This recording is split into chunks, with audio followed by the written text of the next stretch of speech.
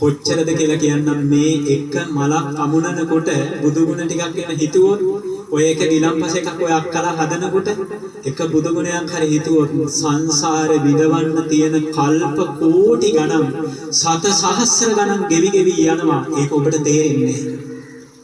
පින්නතුනි මම මෙන්න මේ පදේ කියලා නතර කරන්න එකක් මතක තියාගන්න මේක වෙන්න බැරි දෙයක් මේ වෙලා තියෙන්නේ.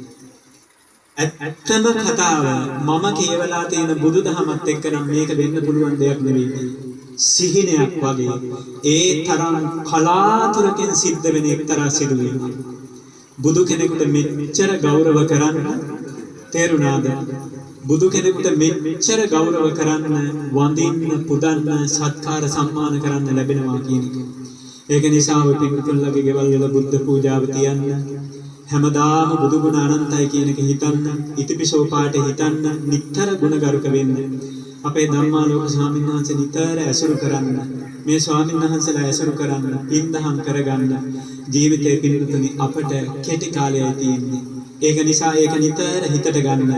තව පින්වතුනි අපි අවුරුදු 15ක් ජීවත් වෙනවා කියලා හිතමුකෝ. හෙට මැරෙනවා කියනකොට පිළිගන්නේ නැහැ. හිතමු තව අවුරුදු 15ක් ඉන්නවා කියලා. 15ක් අපි ජීවත් වුණත් අපිට දින තියෙන්නේ පින්වතුනි 5475යි.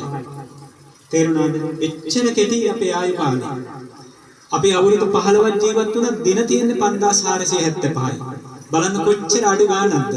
ඒක නිසා මේ වගේ උතුම් පින්කම් කරගන්න ඔය පිළිතුන්ට තව වාසනාව ලැබෙත්වා. මේ පිළිතුන්ලාට ගුණගරුක වෙන්න තව තවත් කල්යාණ මිත්‍ර සම්පත්තිය ලැබෙත්වා. ඔය දරුවන්ගේ අධ්‍යාපන කටයුතු දවසෙන් දවස දියුණු වෙත්වා. සත්පුරුෂයන්ගේ ආශ්‍රය නිස්සරය නිරන්තරයෙන් ලැබෙත්වා.